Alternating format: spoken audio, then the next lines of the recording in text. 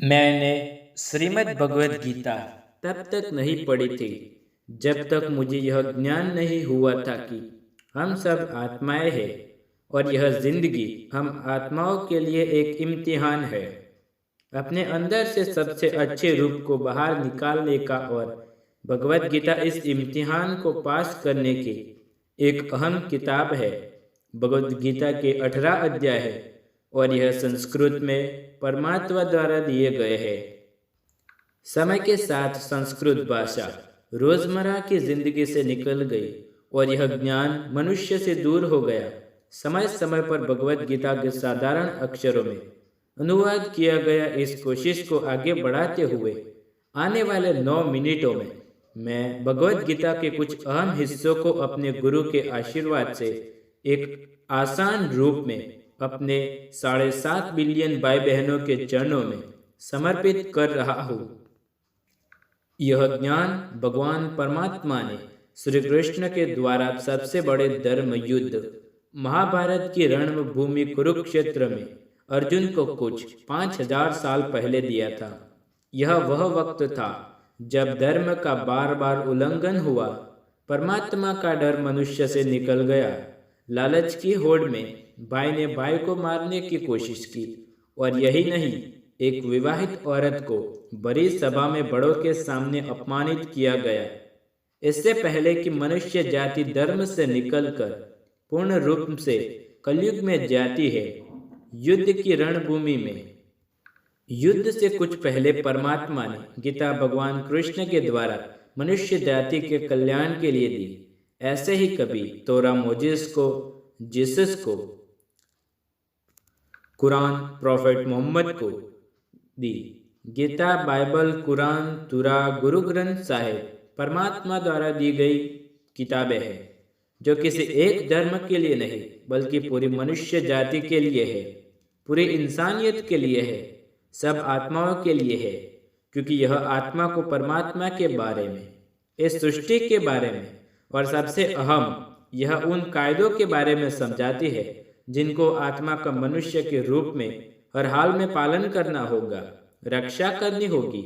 और इन कायदों की बुनियाद पर एक आत्मा को शरीर त्यागने के बाद परखा जाएगा और इस परीक्षा में पास होने से हमेशा के लिए इस जन्म और मृत्यु से मुक्ति मिलेगी। परमात्मा भगवद गीता में कहते हैं कि मैं ही सब की शुरुआत हूँ, मैं शुरू से भी पहले था, सब खत्म होने के बाद भी मैं रहूँगा। जब सब मुझ में है और मैं सब में हूँ। जो भी तुम छू सकते हो, देख सकते हो या जग सकते हो या सुन सकते हो, वह सब मैं हूँ। यह नदियाँ, पहाड़, सूरज, ग्रहण, चांद, सितारे सब मैंने बनाए हैं। मैंने ही भगवान, शैतान, राक्षस और इंसान बनाए हैं। मैं सर्वव्यापी हूँ, सब में रहता हूँ, सब में मैं ही हूँ। हाँ, मैं ही हूँ। ब्रह्मा बन के सब बनाता हूँ और रुद्र बनकर सब नष्ट कर देता हूँ।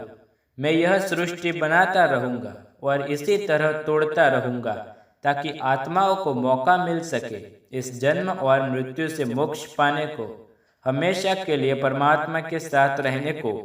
भगवद गीता कहती है कि इस सबसे बड़ी परीक्षा के लिए परमात्मा ने प्रकृति का निर्माण किया।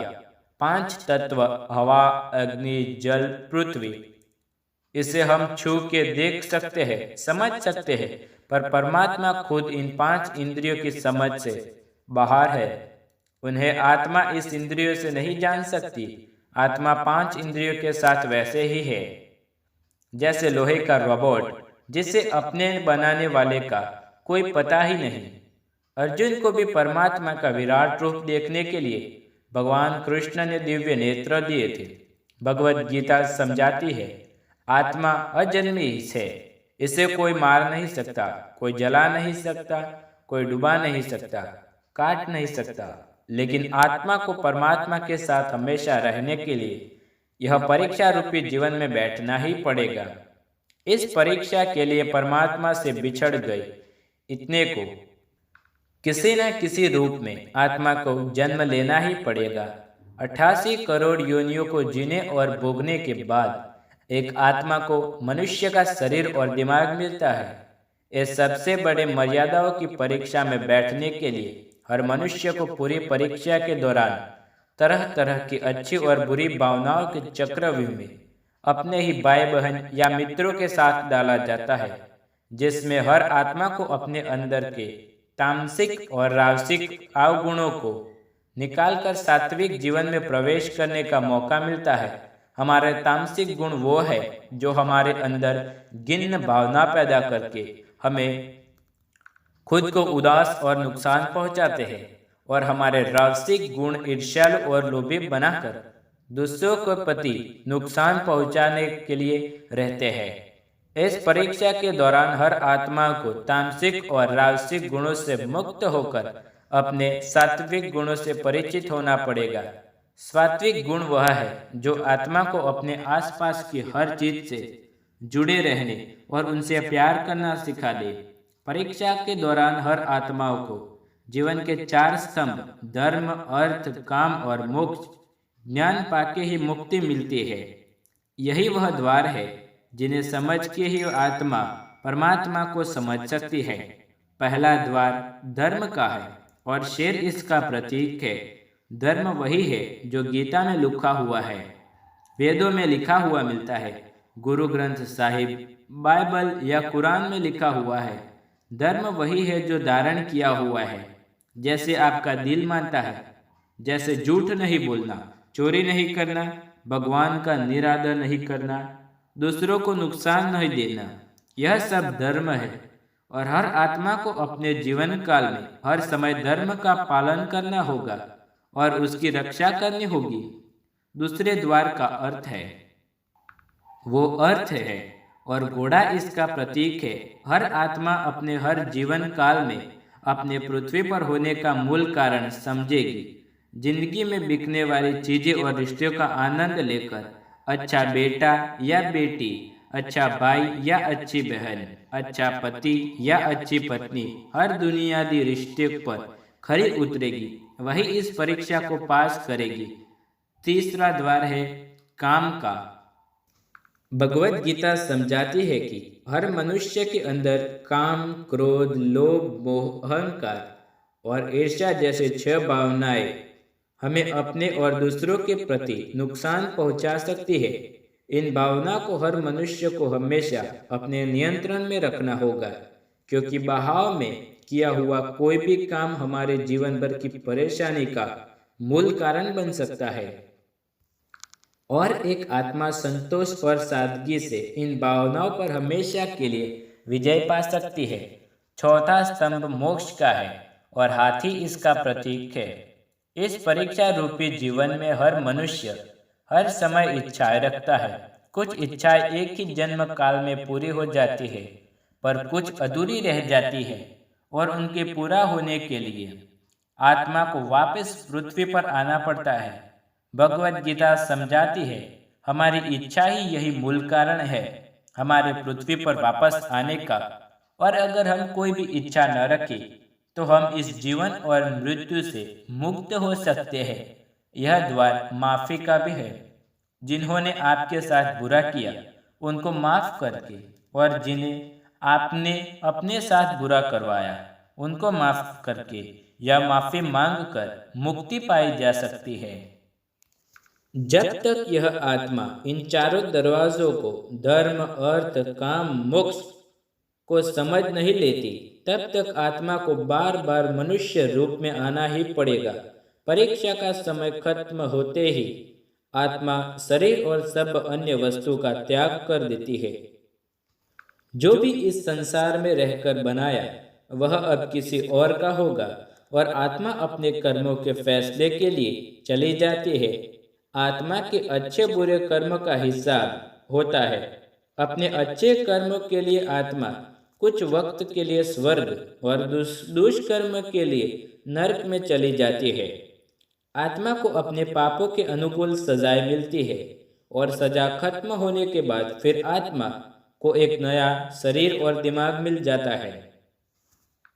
परीक्षा में फिर से बैठने के लिए और हर परीक्षा में वही सब फिर से दोहराया जाएगा। जिंदगी के 4 स्तंभ धर्म, अर्थ, काम और मोक्ष को समझने के लिए हर जन्म में अपने कई जन्मों के कर्मों के हिसाब से हर आत्मा को कभी अच्छे तो कभी बुरे हालातों से गुजरना पड़ता है। लेकिन जब तक आत्मा परमात्मा के साथ योग नहीं समझ लेती, वह मुक्ति नहीं बन सकती। भगवद गीता समझाती है कि मनुष्य अपने शरीर, दिमाग या दिल से भगवान को पा सकता है। शरीर के द्वारा किए गए कर्मों के माध्यम से परमात्मा को पाने के योग कहते हैं। ऐसे कर्म जो कि परमात्मा की इच्छा से हो, दूसरों के कल्याण के लिए हो। वाल्मीकि ने रामायण लिखी, श्रवण ने अपने माता पिता की सेवा और 4 धाम की यात्रा करवाकर, मदर टेरेसा ने अपने प्यार और सेवा के माध्यम से अपने कर्मों द्वारा परमात्मा को पाया।